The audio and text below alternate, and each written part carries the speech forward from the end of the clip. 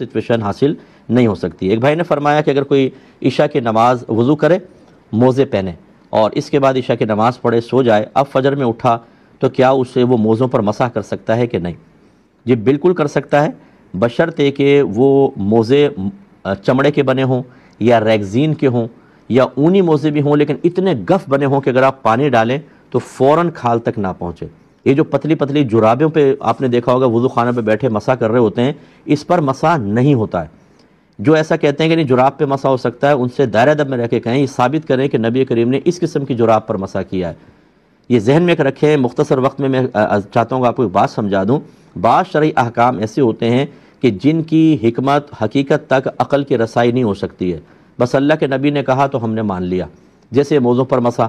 کہ بھی پاؤں دھونے چاہیے، وضو کے اندر اللہ تعالیٰ فرماتا ہے کہ پاؤں کو دھو، لیکن نبی کریم نے موزے پہنے، خالی ان پہ ہاتھ پھیر لیا، بس کافی ہو گیا، حالانکہ کھال تک تو ہاتھ پہنچا نہیں۔ اب عقل نہیں اس کا ادراک کر سکتی، لیکن چونکہ میرے نبی کریم صلی اللہ علیہ وسلم نے ایسا کیا، ہم نے کہا ہم نے مان لیا۔ اس طرح کے جو مسائل ہوتے ہیں ان کو کہتے ہیں خلاف قیاس مسائل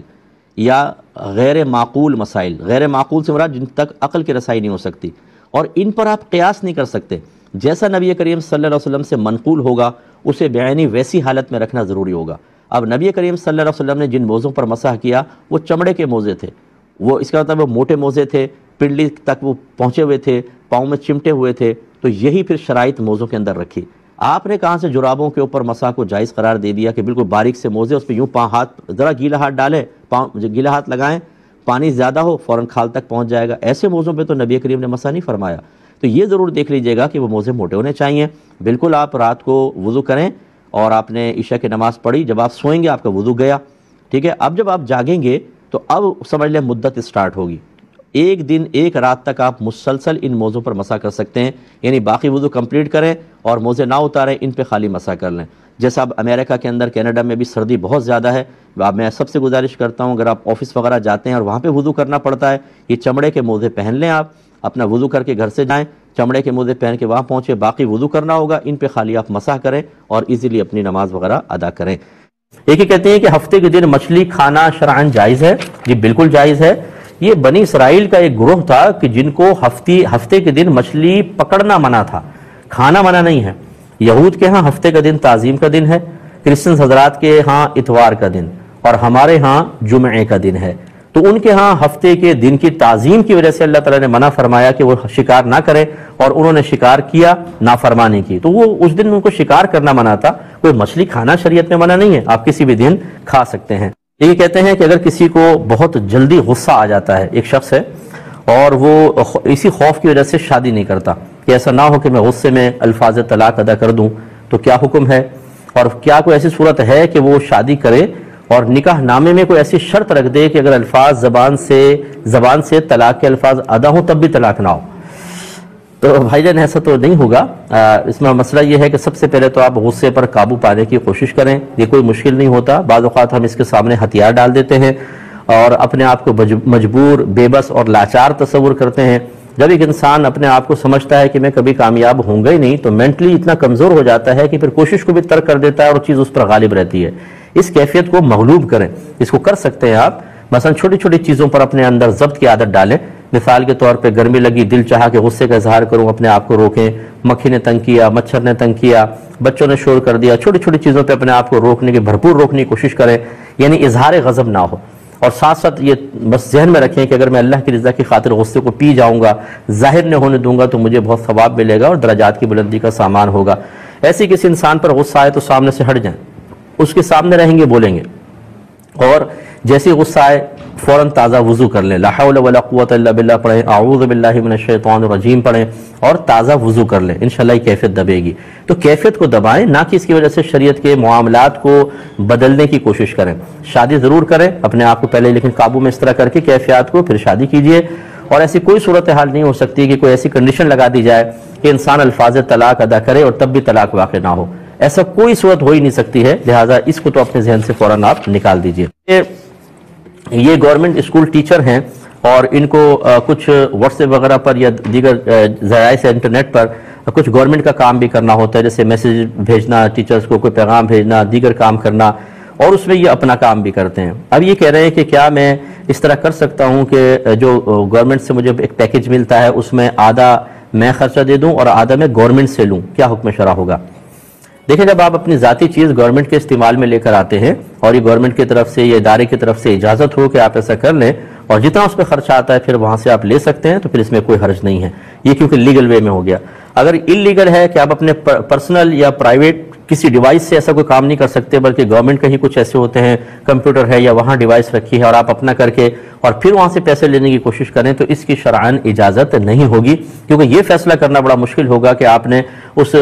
ڈیوائس کو گورنمنٹ کے لیے کتنا یوز کیا اور اپنے پرسنل ورک میں، اپنے ذاتی کاموں میں کتنا استعمال کیا، اور اس میں ہو سکتا ہے آپ وہاں سے زیادہ پیسہ لے لیں تو گناہ گار ہوں گے۔ جہاں مالی معاملات آتے ہیں وہاں بہت احتیاط کرنی چاہیے کہ خدا نخواستہ آپ نے تھوڑا بھی زائد لیا تو اس کا پھر وبال آخرت میں ہو سکتا ہے۔ کہتے ہیں کہ کسی نے یہ کہا کہ لڑکی کو غیر مرد سے سخت لہجے میں ہی بات کرنی چاہیے، چاہے وہ خالہ کا بیٹا ہی کیوں نہ ہو، تاکہ دل میں کوئی خراب خیال نہ آئے، ایسا قرآن میں ہے، کیا یہ بات صحیح ہے؟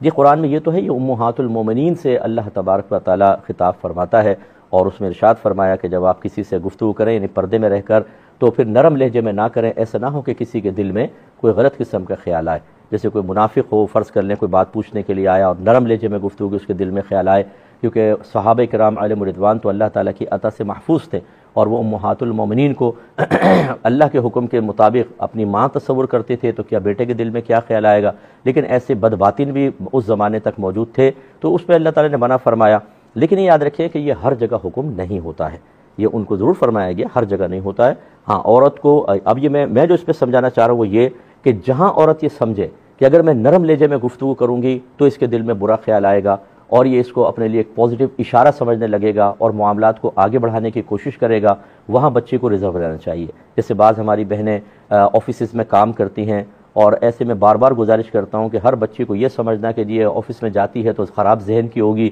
خامخواہ گھر سے نکل رہی، ایسا نہیں ہے۔ میرے پاس آئیں، مجھ سے بات کریں، میں آپ کو دکھاتا ہوں، کیونکہ میں انٹرنیشنل لیول پہ کام کرنے والا عوامی آدمی ہوں، میں نے آج تک اپنا نمبر محفوظ نہیں کیا، ہر ایک کے پاس میرا نمبر ہوتا ہے، جو چاہے بڑی آسانی سے حاصل کر کے رسائی حاصل کرنے کی کوشش کرتا ہے۔ اتنی مجبور بچی ہیں کچھ حد نہیں، لیکن اگر یہ آفس میں جائیں اور وہاں پہ پھر مردوں سے ہنسی مذاق کریں، نرم لہجے میں گفتگو کریں، یہ ہے خطرات۔ اسی طرح اپنے خاندان کے اندر کزن سے ایسی باتیں کرنا کہ خواہ اس کا دل مائل ہو، یہ ٹھیک نہیں ہوتا۔ قصائی سے اور سبزی والے سے، کپڑے والے سے، میک اپ والے سے ہنس کے اور نرم لہجے میں گفتگو کرنا، بچیوں بہنوں کو پتہ نہیں چلتا، یہ بیچاری سادہ دل ہوتی ہیں غالباً، یا بعض نہیں بھی ہوتی ہوں گی شاید، لیکن وہ بہن بہن کہہ کے بات کر رہا ہوتا ہے لیکن اس کے دل کے اندر بھی گڑبڑ پیدا ہو رہی ہوتی ہے۔ اچھا، آپ کہیں گے صاحب آپ کو کیا غیب کا علم ہے؟ میں کہوں گا نہیں، یہ خود میک اپ والا مجھے بتاتا ہے بعض اوقات کہ مفتی صاحب وہ عورتیں آتی ہیں اور ہنسی مذاق بھی کرتی ہیں، ملائم لہجے سے گفتگو کرتی ہیں، تو میرا دل مائل ہوتا ہے، میں بہت کوشش کرتا ہوں کہ نہیں تو میں کیا کروں۔ یہ ہمارے پاس جو چیزیں آتی ہیں اس کی روشنی میں آپ کی خدمت میں گزارش کر رہا ہوں۔ لیکن اگر ایسا نہیں ہے تو پھر عورت کو نرم لہجے میں گفتگو کرنی چاہیے۔ مثلا ایک بہن ایک مفتی صاحب سے کویسچن کرنا چاہتی ہے اور وہ نامحرم ہے، تو کیا لہجہ سخت کرے گی؟ ایسا کہ وہ کہیں گے تم بہن لڑ رہی ہو یا مسئلہ معلوم کر رہی ہو؟ ایسی رشتہ دار ہوتے ہیں، بچیوں کے سسرال والے ہوتے ہیں، چاہے عورت سامنے نہ بیٹھے پردے میں بات کرے تو کیا ان سے سخت لہجے میں گفتگو کرے کہ وہ بدزن ہو کر جائیں کہ تمہاری ماں اتنی بدتمیز ہے کہ ہم گھر میں آئے تو اتنا سخت لہجے میں گفتگو کیا، تمہاری ماں کو بات کرنے کی تمیز نہیں ہے؟ یا بچی اگر اسکول کالج یونیورسٹی میں برقعے کے ساتھ، نقاب کے ساتھ بامر مجبوری وہ تعلیم حاصل کر رہی ہے اور میل ٹیچر ہے، تو کیا اس سے سخت لہجے میں گفتگو کرے کہ استاد یہ کہے کہ تمہارے گھر میں تربیت نہیں ہے، تم کیسے مجھ سے گفتگو کر رہی ہو سخت لہجے میں؟ اس لیے اس کا مطلب یہ۔ اسی طرح ڈاکٹر کے پاس چلے گئے، ایسی بات کی ڈاکٹر نے کہا بھائی یہ تو لگتا ہے حملہ کر دے گی میرے اوپر، کہ ڈاکٹر سے پھر نرم لہجے میں بات تو کر ہی نہیں سکتے۔ اس لیے بعض لوگ بہت ہی بیجا قسم کا فتویٰ دیتے ہیں یا بیجا قسم کے مسئلے بتاتے ہیں، انہیں توازن قائم رکھنا چاہیے۔ اسی طرح باہر کے ملکوں میں چلے جائیں، وہاں تو عورتوں کو بہت زیادہ غیر مردوں کے ساتھ ان کو گفتگو کرنی ہوتی ہے، جیسے وہ پیرنٹس میٹنگ ہوتی ہے، اکثر شوہر جو نہیں جا پاتا وہ کام پر ہے تو زوجہ چلی گئیں، وہاں پہ میل ٹیچر ہے تو کیا اس سے سخت لہجے میں گفتگو کریں؟ وہ کہیں گے یہ کیا، یہ مسلمان بہت عجیب و غریب لہجے میں بات کرتے ہیں، تو کیسے آپ مطلقاً کہہ سکتے ہیں کہ عورت کو ہمیشہ لہجہ سخت رکھنا چاہیے؟ یہ تعلیم ٹھیک نہیں ہوتی ہے۔ یہ میرے خیال میں وہ لوگ زیادہ تر کہتے ہیں کہ جن کو زیادہ پبلک میں رہنے کا موقع نہیں ملتا، ایک مخصوص حلقہ احباب میں ہوتے ہیں، انہیں نہیں پتہ کہ عرف کیا چل رہا ہے، مجبوریاں کیا ہیں، کیا معاملات ہیں۔ شاید ایسی اگر وہ مفتی بھی نہیں ہوتے، ایسے لوگ جو فتویٰ دے رہے ہوتے ہیں نا وہ مفتی بھی نہیں ہوتے، خدا را صحیح افراد سے آپ فتویٰ حاصل کریں۔ اگر میں بھی آپ کو صحیح نہ لگوں آپ کسی اور جگہ چلے جائیے گا، لیکن ہماری نگاہ معاشرے پر ہوتی ہے، ہم دیکھتے ہیں، مشاہدہ کرتے ہیں، یہ ہر حکم جو ہے ہر جگہ آج کل کے دور میں بعین ہی نافذ نہیں ہو سکتا ہے۔ اگر آپ کریں گے تو معاشرے کو بگاڑیں گے اور دیندار لوگوں کا خاص طور پر ایک منفی اثر مرتب ہوگا۔ لوگ کہیں گے کہ ہمارے خاندان میں ایک بے پردہ لڑکی ہے لیکن اخلاق اس کا دیکھو، اور یہ جب سے یہ خاندان کے اندر آئی ہے با پردہ کہلاتی ہے، عالمہ کہلاتی ہے، اور لہجہ اور اخلاق اس کا دیکھو۔ لوگ عجیب و غریب قسم کے ہوتے ہیں، اور خصوصاً جب کہ مطلب تھوڑی بڑی عمر کے آدمی ہوں لیکن بوڑھے بھی نہ ہوں، تو نامحرم سے تو سخت لہجے میں ہی بات کرنی ہے، تو پھر کیا حکم شرع ہوگا؟ تو پھر بچیوں کے کیوں گھر خراب کرتے ہیں؟ آپ کے بچیوں کو یوں کہہ دیں کہ تمہیں تو نرم لہجے میں گفتگو ہی نہیں کرنی چاہیے، چاچا سے، تایا سے، چلے چاچا تو محرم ہوتا ہے، مثال کے طور پر جیٹھ ہے، اور اسی طریقے سے شوہر کے اور رشتہ دار ہیں جو ذرا بڑی عمر کے، اس کے کزنز ہیں، تو ان کے ساتھ سخت لہجے میں بات کرو۔ آپ گھر خراب کرنا چاہتے ہیں بچیوں کے، کیسے کیسے اثرات مرتب ہوتے ہیں آپ اندازہ کریں۔ ہمارے یہاں دین سے دوری کا عالم یہ ہے کہ لوگوں کو نہیں پتہ ہوتا کس مقام پہ کس وجہ سے ہمیں ناراض ہونا ہے، کس پہ نہیں، شریعت اجازت دیتی ہے کہ نہیں دیتی، جس کا نتیجہ یہ ہے کہ چھوٹی چھوٹی باتوں کو نوٹ کر کے اس پہ ناراض ہو جاتے ہیں۔ آپ نے دیکھا ہے، اس میں پھر آپ یہ کہیں بچی سے کہ لہجے کو سخت رکھو، کسی سے نرم لہجے میں گفتگو نہ کرو۔ اس لیے میں نے آپ کو کہا کہ یہ قید لگا دی جائے کہ اگر بچی یہ سمجھتی ہے کہ میں نرم لہجے میں گفتگو کروں گی تو اس کے دل میں شیطان داخل ہو جائے گا اور یہ کوئی نیگیٹو ہی کوئی اشارہ سمجھے گا اور غلط قسم کا، اور اس طرح کی علامات اگر ظاہر ہونے لگ جائیں وہاں بالکل ریزرو ہونا چاہیے، ورنہ ہر جگہ یہ حکم شرع نہیں ہوگا۔ یہ بھی آپ نے سنا ہی ہوگا نا کہ عورت کی آواز بھی عورت ہے، عورت کی آواز کا بھی پردہ ہے، تو کیا مطلب وہ کسی نامحرم سے بات ہی نہ کرے، نہ دودھ والے سے، نہ قصائی سے، نہ سبزی والے سے، نہ مارکیٹ میں جائے، نہ وہ عالم سے مسئلہ پوچھے، گھر میں رشتہ دار آ جائے تو منہ بند کر کے رکھے، بات ہی نہ کرے؟ کیا یہ ماحول بنانا چاہیے؟ اور کیا یہ صحیح ہوگا؟ جن خواتین نے، نامحرم خواتین نے نبی کریم صلی اللہ علیہ وسلم سے آ کے مسائل پوچھے، بلکہ اپنی ایسے مسائل جو طہارت وغیرہ سے متعلق تھے، جن کے بارے میں پھر سیدہ عائشہ صدیقہ رضی اللہ تعالی عنہا نے ارشاد فرمایا، اللہ تعالیٰ انصار کی عورتوں پر رحمت نازل فرمائے کہ انہیں شرم و حیا نے نبی کریم صلی اللہ علیہ وسلم سے مسئلہ پوچھنے سے نہ روکا۔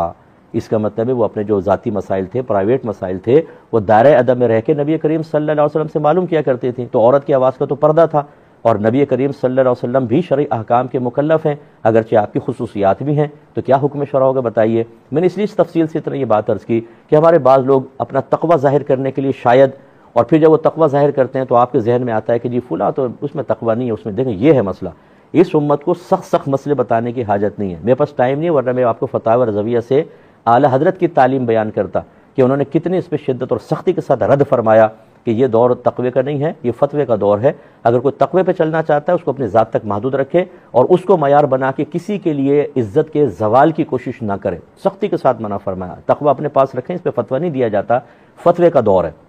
لوگوں کو آسانی دیں، یہی مزاج شرع ہے، کیونکہ قرآن حدیث اتنا زیادہ لوگوں کو رعایت دینے کے بارے میں حکم دیتے ہیں، کچھ حد نہیں۔ بخاری کی روایت ہے، میری والدہ سیدہ عائشہ صدیقہ رضی اللہ تعالیٰ عنہ ارشاد فرماتی ہیں کہ جب بھی نبی کریم صلی اللہ علیہ وسلم کو اللہ تعالیٰ کی طرف سے دو چیزوں میں اختیار دے دیا گیا کہ یہ بیان کر دیں، یہ بیان کر دیں، تو نبی کریم نے ہمیشہ اپنے صحابہ کے لیے آسان چیز کو اختیار کیا۔ ہم بھی اسی کو اختیار کرتے ہیں اور بیلنس قائم کرنے کی کوشش کرتے ہیں۔ یہ میں نے پہلے کہہ دیا، یہ نہیں کہ عورت اس طرح ہر ایک سے نرم لہجے میں گفتگو کرے کہ ہر ایک سمجھے کہ یہ دل پھینک قسم کی ہے یا اپنی طرف مائل کرنے والی ہے، اس کے کریکٹر، اس کے کردار کے اوپر ہی ان کو شبہ ہونے لگ جائے، یہ بھی نہیں ہونا چاہیے۔ ریزرو رہیں، لیکن بعض جگہ لہجے کو سخت نہ کریں، نرمی سے ہی گفتگو ہوتی ہے، یہ بیلنس قائم کرنا انتہائی ضروری ہے۔ امید ہے کہ آپ بات سمجھے ہوں گے۔ ایک بھائی نے کویسچن کیا کہ مردے کو دفن کرنے کے بعد قبر پہ اذان دینے کی کیا شرعی حیثیت ہے؟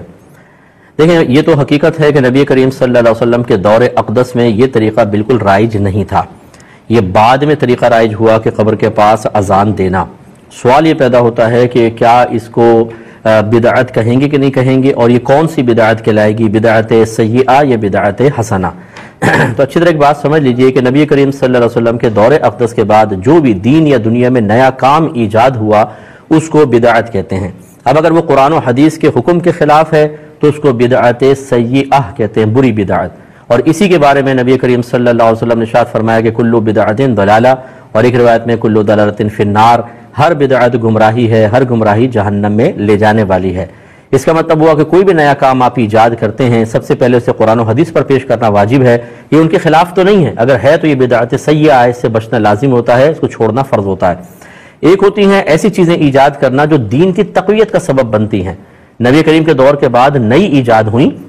لیکن دین کو تقویت دیتی ہیں، دین کو فائدہ دیتی ہیں، قرآن و حدیث کے خلاف نہیں ہوتی، انہیں کہتے ہیں بدعت حسنہ۔ حضرت عمر فاروق رضی اللہ تعالی عنہ نے جب تراویح کی باقاعدہ جماعت قائم فرمائی تو یہی فرمایا نعمت البدعۃ ہذہ، یہ کیا ہی اچھی بدعت ہے۔ اور اسی طریقے سے تمام مکاتب فکر اس بدعت حسنہ کو تسلیم کرتے ہیں اور اس کے تقاضے کے مطابق عمل کر رہے ہیں۔ لہٰذا آپ دیکھیں مدارس قائم ہونا، پختہ مدارس، ان کا سلیبس مقرر کیا جانا، پہلے سال میں کون سی کتابیں، دوسرے سال، تیسرے سال، چوتھے سال، پھر ان کے امتحانات کے اسکیجول، اس کے بعد پھر آخری سال کے اندر ختم بخاری کی تقریب رکھنا، پھر امام وغیرہ باندھنا جس کو دستار بندی کہتے ہیں، باقاعدہ سرٹیفکیٹس جاری کرنا، پختہ مسجدیں بنانا، ان پر گنبد و مینار کا تعمیر کرنا، اسی طریقے سے جلسے جلوس قائم کرنا، ہماری مساجد کے اندر قالینیں بچھانا، ایمان مفصل، ایمان مجمل، 6 کلمے، یہ اور قرآن پہ اعراب لگانا، زبر زیر پیش، وقف کی علامات مقرر کرنا، اسی طرح مسجدوں میں جماعت کے اوقات مقرر کرنا، فجر کی جماعت اتنے بجے ہوگی، ظہر کی اتنے بجے، عصر کی اتنے بجے، مغرب، عشاء، جمعہ اتنے بجے، عیدین اتنے بجے، باقاعدہ اعلان ہوتا ہے جمعے کی نماز 2:30 بجے ہوگی، عید کی نماز صبح 7:30 بجے ہوگی۔ اللہ کے نبی تو نہیں فرمایا تھا، یہ اس دور میں تو تھا ہی نہیں۔ تو یہ تمام چیزیں ثابت کرتی ہیں کہ جو اچھی چیزیں ہوتی ہیں ان کی ایجاد بہتر ہوتی ہے، اور بعض ایسی ہوتی ہیں جو نہ دین کو فائدہ دیتی ہیں نہ قرآن و حدیث کے خلاف، انہیں بدعت مباحہ کہتے ہیں، جیسے گلاس میں پانی پینا، کپ میں پانی پینا، کرسی پہ بیٹھ کے بیان کرنا، چمچے کانٹے سے کھانا، یہ بدعت مباحہ ہیں۔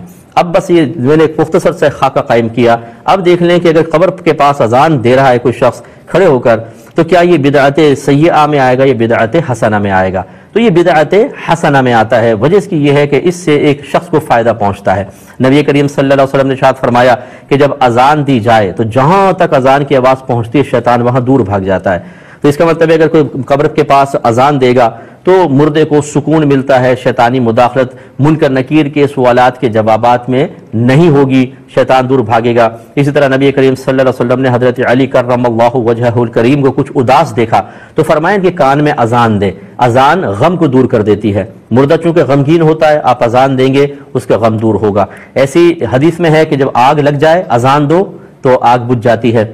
اگر خدا نخواستہ اس کی قبر میں کوئی عذاب کے معاملات ہوں گے، اذان کی برکت سے اس کو سکون مل سکتا ہے۔ لہذا چونکہ مقاصد اچھے ہیں، اب یہ کہنا کہ چونکہ نبی کریم نے ایسا نہیں کیا ہم بھی نہیں کر سکتے، یہ قاعدہ ضابطہ نہیں ہے۔ سرکار نے کبھی پین سے نہیں لکھا لیکن میں پین سے دین لکھ رہا ہوں۔ سرکار نے کبھی مائک پہ بیان نہیں کیا لیکن میں مائک پر بیان کر رہا ہوں۔ سرکار نے پکی مساجد نہیں بنائی لیکن ہم بنا رہے ہیں۔ سرکار نے کبھی جماعت کے باقاعدہ وقت کے لحاظ سے اوقات مقرر نہیں کیے، ہم کر رہے ہیں۔ سرکار نے مدارس قائم نہیں کیے، سرٹیفکیٹ جاری نہیں کیے، ہم کر رہے ہیں۔ تو کیا سب غلط ہے؟ اس لیے لڑائی جھگڑے کی بات نہیں، جو نہیں کرنا چاہتا نہ کرو، اس پر سختی نہیں کر سکتے۔ تم اذان کیوں نہیں دے رہے ہو؟ اور کوئی دے رہا ہے تو اس کو منع نہ کریں، وہ اچھی نیت کے ساتھ دے رہا ہے، اس میں کوئی حرج نہیں ہے۔ اسے یہ کہنا تم کیوں دے رہے ہو یہ بھی ایک زیادتی ہے۔ ہر طرح کے جو لوگ ہیں مختلف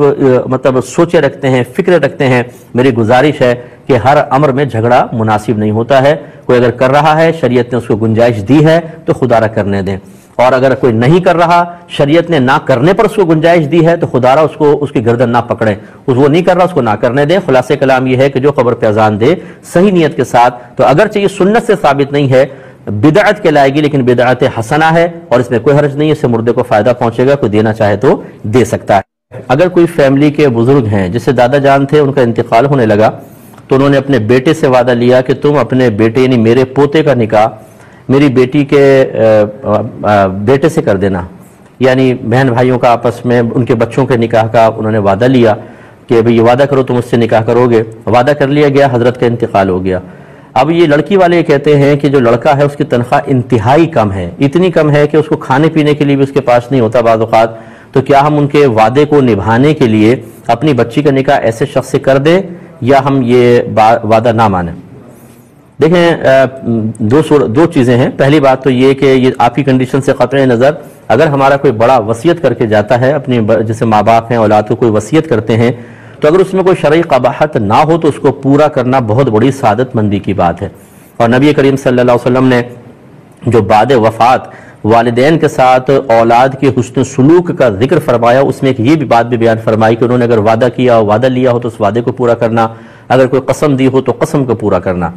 لیکن یہ بھی ہماری شریعت کہتی ہے کہ اگر اس وعدہ پورا کرنے میں کوئی شرعی قباحت ہو تو پھر اس وعدے کو اگر پورا نہ کیا جائے، اس وصیت کو پورا نہ کیا جائے تو کوئی حرج نہیں۔ مثال کے طور پہ وہ کوئی گناہ کی وصیت کر کے چلے جائیں کہ تمہیں یہ غلط کام کرنا ہے، تو لازم بات اس کو نہیں مانا جائے گا۔ ایسے ہی کوئی دنیاوی لحاظ سے کچھ مطلب غیر مناسب ان کی وصیت ہو تو اس کا رد کیا جا سکتا ہے، اس کے خلاف جایا جا سکتا ہے۔ جیسے اب یہ صورتحال ہے کہ اگر بچی کا شوہر کچھ کماتا ہی نہ ہو تو گزارا کیسے ہوگا؟ یہ پوچھا تھا کہ ایک بھائی نے کہ اگر شوہر کوئی غلطی کرے اور بیوی ناراض ہو جائے اور بات طلاق تک پہنچ جائے، لڑکی چاہتی ہے کورٹ سے خلا لینا، اب شوہر کو اپنی غلطی کا احساس ہے، وہ عورت سے معافی بھی طلب کر رہا ہے لیکن عورت معاف کرنے کے لیے تیار نہیں ہے، کیا حکم شرع ہوگا؟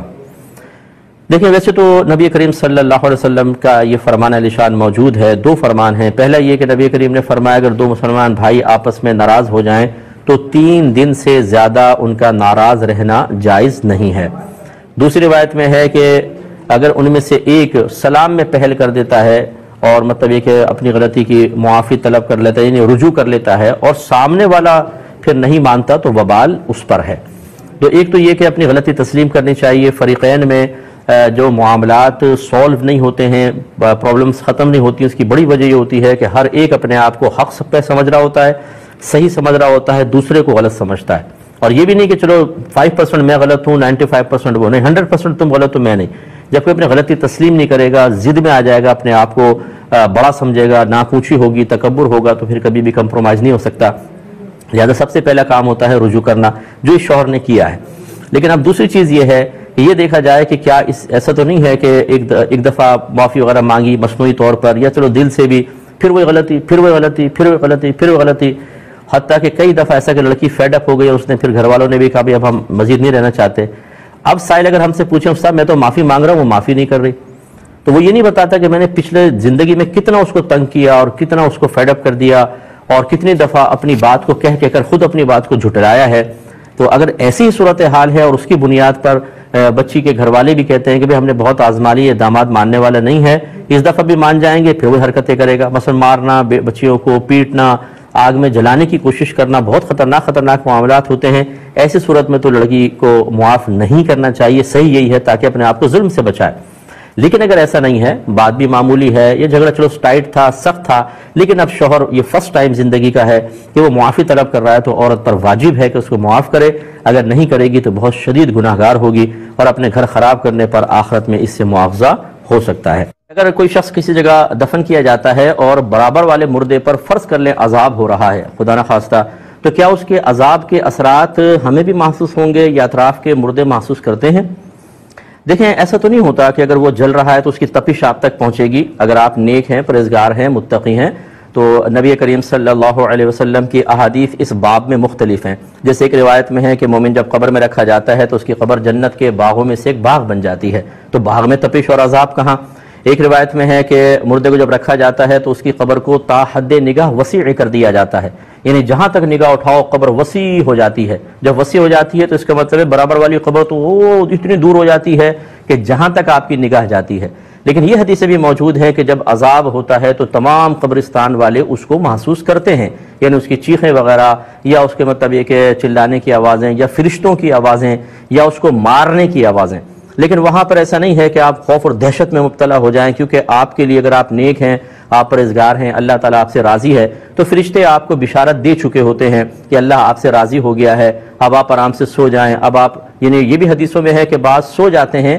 جیسے دلہن پہلی رات میں سو جاتی ہے، اس طرح سرکار نے ارشاد فرمایا، اور پھر جب وہ قیامت قائم ہوگی تو مردہ آنکھیں ملتا ہوا اٹھے گا اور کہے گا کیا قیامت قائم ہو گئی؟ اسے ایسے لگے گا جیسے میں ظہر میں سویا اور عصر میں اٹھ گیا، اتنا کم اس کو وقت لگے گا۔ اس کا مطلب ہے وہاں احوال مختلف ہیں۔ خلاصہ کلام یہ ہے کہ اگر کوئی عذاب کی آواز آتی بھی ہے تو وہ ویسا خوف نہیں ہوگا کہ جیسے ہم دنیا کے اندر کوئی اچانک ڈراؤنی سی آواز سن کر خوف زدہ ہو جاتے ہیں، کیونکہ جو نیک پرہیزگار ہے وہ محنت کر چکا ہے، دنیا دارالعمل ہے، اب اس کو اس کا بدلہ ملنے کا وقت ہے، اور وہاں پر نہ خوف ہے، نہ دہشت ہے اس کے لیے، نہ کوئی ٹینشن ہے، کیونکہ وہ تمام محنتیں دنیا میں کر چکا ہے۔ جو دنیا میں آسائشیں تلاش کر رہے ہیں، چاہے حرام کے ذریعے ہوں، چاہے کسی کا مال دبا کر ہوں، چاہے کسی کا گلا کاٹ کر ہوں، چاہے کسی کے ٹانگیں کھینچ کر ہوں، یہ دنیا میں آپ کو بڑے سکون سے نظر آئیں گے۔ بعض بیچارے جو نادان قسم کے ہوتے ہیں، جن کو آخرت کا شعور نہیں ہوتا، وہ انہیں قابل رشک نگاہوں سے بھی دیکھ رہے ہوتے ہیں، لیکن ان لوگوں کا اگر اللہ ناراض ہوا اور توبہ نہ کی تو ہماری دعا ہے ایسے بھائیوں کو، بہنوں کو اللہ تعالیٰ ہدایت عطا فرمائے اور انہیں عذابات قبر سے محفوظ رکھے۔ لیکن اگر خدا نخواستہ یہ توبہ نہیں کرتے، اللہ ناراض ہوا، تو پھر ان کی جو اخروی زندگی ہے وہ بڑی دردناک قسم کی ہوگی۔ تو اس لیے سمجھداری کا تقاضا یہ ہے کہ انسان اپنے آپ کو نیک بنائے، پرہیزگار بنائے، علم سیکھے، سب سے پہلے فرض علم سیکھے، اس کے تقاضے کے مطابق عمل کرے، گناہوں سے بچے، اگر بتقاضائے بشریت کوئی گناہ ہو جائے تو فوراً سے پیشتر اللہ تعالیٰ کی بارگاہ میں کامل توبہ کرے، اس پہ استقامت حاصل کرے، اس کے بعد آخرت کے معاملات سے انشاءاللہ وہ بے خوف رہے گا۔ یہ بہن نے کویسچن کیا کہ نماز کے دوران اگر چھینک یا جماہی آ جائے تو کیا حکم شرع ہوگا؟ دیکھیں، چھینکنے سے تو کوئی مسئلہ نہیں ہے، چھینک آ جائے، لیکن اس میں وہ جو دہاڑنا ہوتا ہے نا زوردار، مسجد میں بعض اوقات یہ خصوصاً معذرت کے ساتھ یہ پرانے جو بزرگ ہوتے ہیں اتنی زور سے چھینکتے ہیں کہ امام قرات بھول جاتا ہے بعض اوقات، اور مسجد کے کونے تک دہاڑ کی آواز جاتی ہے، اتنی بلند آواز سے چھینکے لینا منع ہوتا ہے، جتنا اس کو پست کر سکیں کریں، لیکن چنانچہ نماز میں چھینک آ جائے تو اس میں کوئی حرج نہیں ہے، پست آواز کے ساتھ کر سکتے ہیں۔ لیکن اگر جماہی آ جائے تو آنا تو ہمارے کنٹرول میں نہیں ہوتا، لیکن اس کے لیے منہ پورا پھاڑنا اور ہاں کی آوازیں نکالنا یہ ٹھیک نہیں ہوتا، اسے حتی الامکان دبانے کا حکم ہے، کیونکہ جماہی شیطان کی طرف سے ہوتی ہے، اور جب انسان جماہی میں حدیث میں ہے کہ جب منہ کھولتا ہے اور ہاہا کرتا ہے تو شیطان خوش ہوتا ہے، تو یہ چونکہ کسل اور سستی کی علامت ہے، اس لیے اس کو دبانا چاہیے اور کوشش کرنی چاہیے۔ جیسے بعض فقہاء نے یہ لکھا ہے اس کا ٹوٹکا کہ اگر جماہی آنے لگے تو فوراً دل میں سوچے کہ انبیاء علیہ السلام کو جماہی نہیں آتی تھی تو فوراً ایک دم ختم ہو جائے گی، تو یوں کر سکتے ہیں، لیکن روکنا چاہیے۔ ایک بھائی نے پوچھا کہ کیا حالت احرام میں ٹوتھ پیسٹ یوز کر سکتے ہیں کہ نہیں؟ دیکھیں، نبی کریم صلی اللہ علیہ وسلم نے نیت احرام کے بعد خوشبو کے استعمال کو منع فرمایا ہے، لہٰذا ایسی کوئی بھی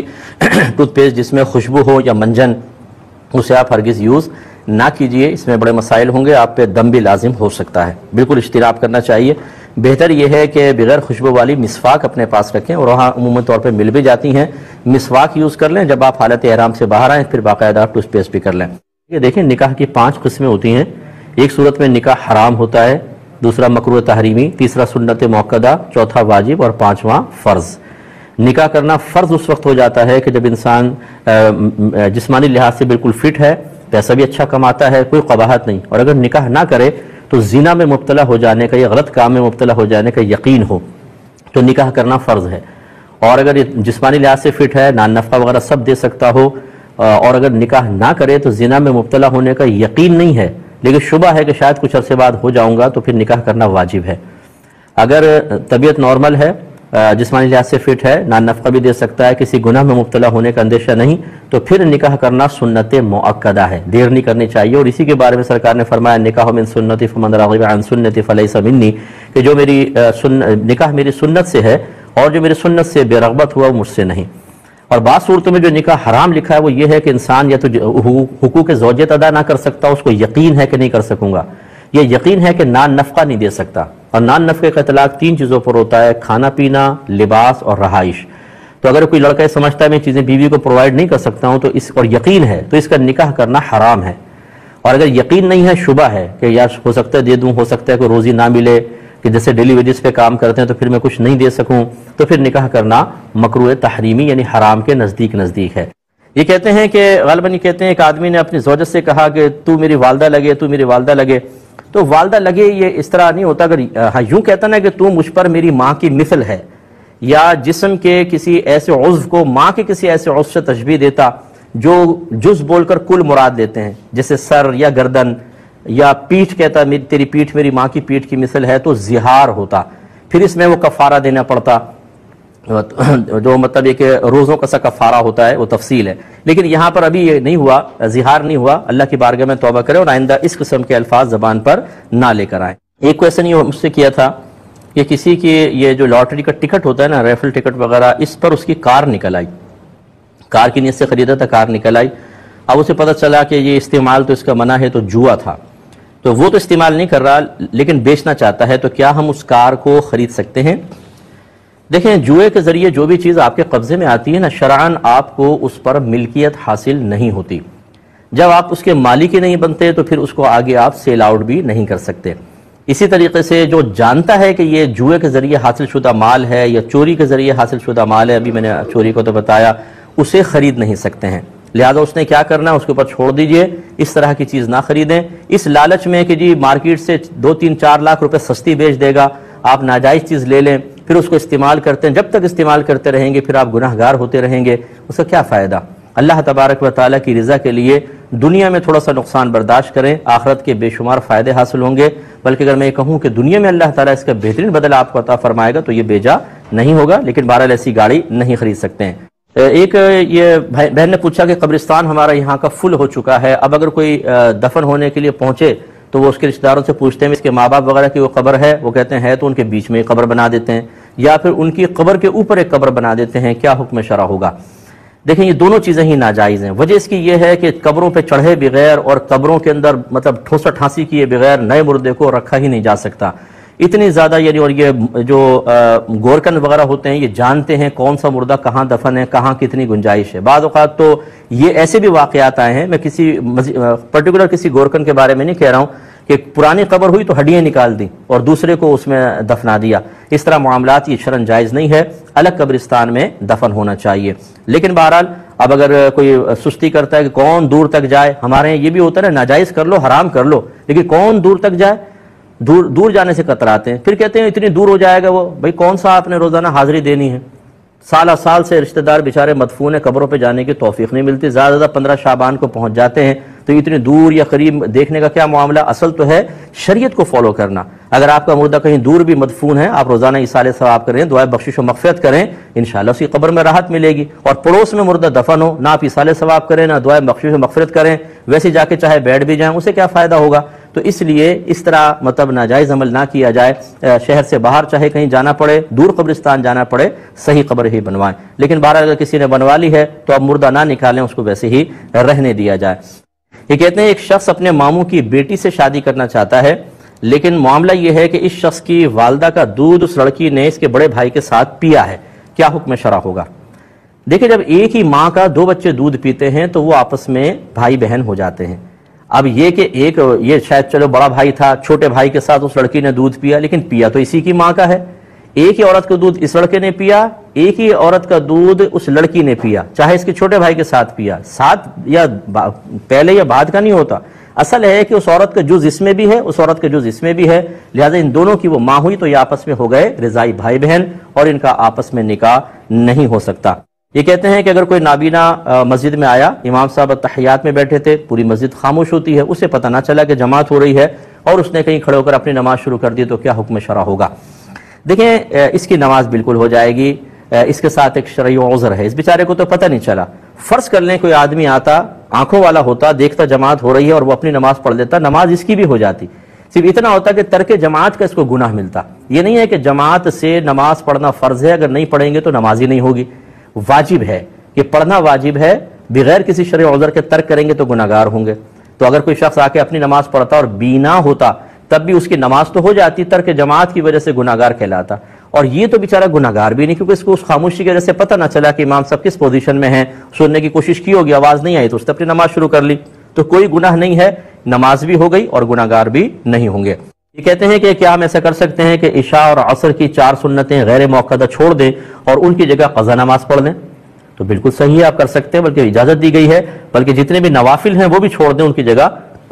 قضا نماز ادا کر لیں۔ گاؤں کے اندر ویسے تو جمعہ قائم کرنا منع تھا، کیونکہ نبی کریم صلی اللہ علیہ وسلم نے مدینے میں جمعہ قائم فرمایا اور تمام اطراف کے گاؤں والے وہیں پر آ کر ایک جگہ ایک سٹی میں جمعہ ادا کیا کرتے تھے، تو اور یہی سنت متوارثہ آگے رہی۔ تو فقہاء نے یہی لکھا کہ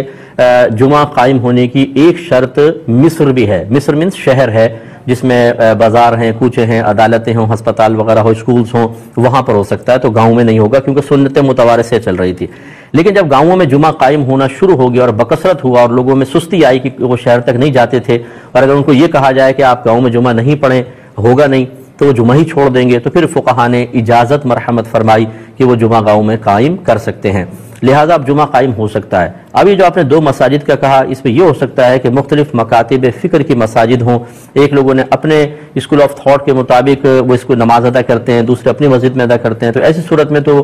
مسجد کی کثرت میں کوئی مسئلہ نہیں ہے۔ لیکن اگر ایک ہی مسلک کے لوگ ہیں اور مسجد میں گنجائش بھی بہت ہے، ایسی صورت میں دو جو پہلی مسجد ہے وہ تو ٹھیک، دوسری مسجد قائم کرنا یاد رکھیں کہ یہ ناجائز ہوتا ہے، کیونکہ دوسری مسجد جب آپ قائم کریں گے تو پہلی مسجد کی جماعت میں قلت واقع ہوگی، اور جب ضرورت بھی نہ ہو یہاں بڑی جماعت ہو سکتی ہو اور دوسری مسجد قائم کر کے پہلی کی تقلیل جماعت کے آپ سبب بنیں گے تو اس کو فقہاء نے سخت مکروہ لکھا ہے۔ ایسی صورت میں تو ہونے چاہیے کہ دونوں کمیٹیاں باہم رضامندی سے ایک جمعہ قائم کریں۔ یوں کر سکتے ہیں ایک دفعہ اس مسجد میں جمعہ قائم کریں اور دوسری دفعہ دوسری مسجد میں جمعہ قائم کریں اور سب لوگ مسجد میں آ کے نماز پڑھیں تاکہ ایک بڑی جماعت نظر آئے۔ اللہ تعالیٰ اس کے رسول کو اس طرح بڑی جماعت محبوب ہے۔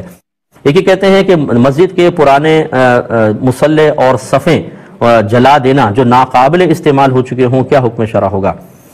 دیکھیں ایسا مناسب نہیں ہے، ان کو دوسرے کام میں لے لیں، جیسے صفیں ہیں ان سے پوچھے وغیرہ کا کام لیا جا سکتا ہے۔ اگر وہ بالکل پھٹ چکے ہیں، جیسے سوراخ وراخ ہو جاتے ہیں اور بچھانے کے قابل نہیں، کسی اور مسجد میں دینے کے قابل نہیں ہیں، تو ان سے دیگر کام لیں۔ جلانے کا مطلب تو ختم کرنا، اسی طریقے سے مسلوں سے آپ دوسرا کام لے سکتے ہیں، کوئی اور دوسرا ورک لے لیں، لیکن نہیں۔ ہاں اگر بالکل پرانے کپڑے کی طرح ہو گئے ہیں اور مطلب ان سے وہ پوچھے تک کے قابل نہیں رہی ہے مصطفے وغیرہ، تو پھر اس کو آپ جلا سکتے ہیں، اس میں کوئی حرج نہیں ہے۔ لیکن انہوں نے کہا کہ اگر ہماری آج کی کوئی نماز قضا ہو گئی تو ہم اسے مختصر طریقے سے پڑھ سکتے ہیں،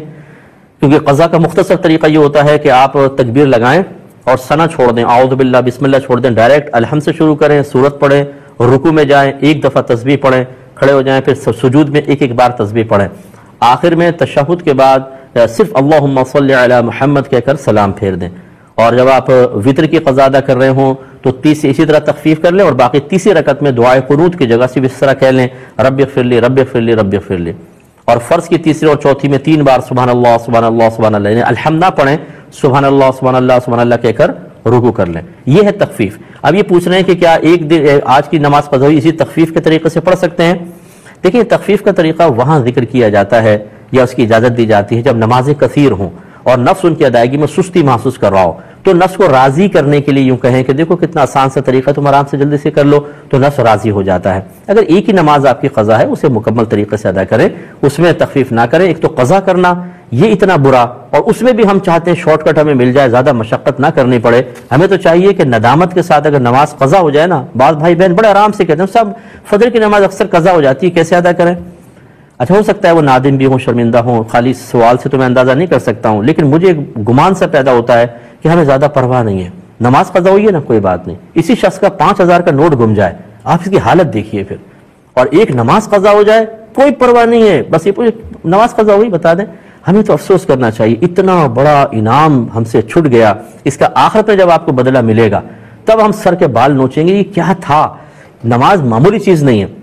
تو ہونا تو چاہیے کہ قضا کو پورے مکمل اہتمام سے ادا کریں، بلکہ 2 رکعت نفل ادا کریں صلاۃ التوبہ کی نیت سے کہ اللہ تعالیٰ یہ میں اور کفارہ ادا کر رہا ہوں اپنی کوتاہی کا، لیکن یہاں پہ ہم اور تخفیف تلاش کریں، یہ مناسب نہیں ہے۔ تو ایک آدھ نماز ہو تو پھر اس میں کوئی تخفیف نہ کریں، اچھے انداز سے ادا کریں۔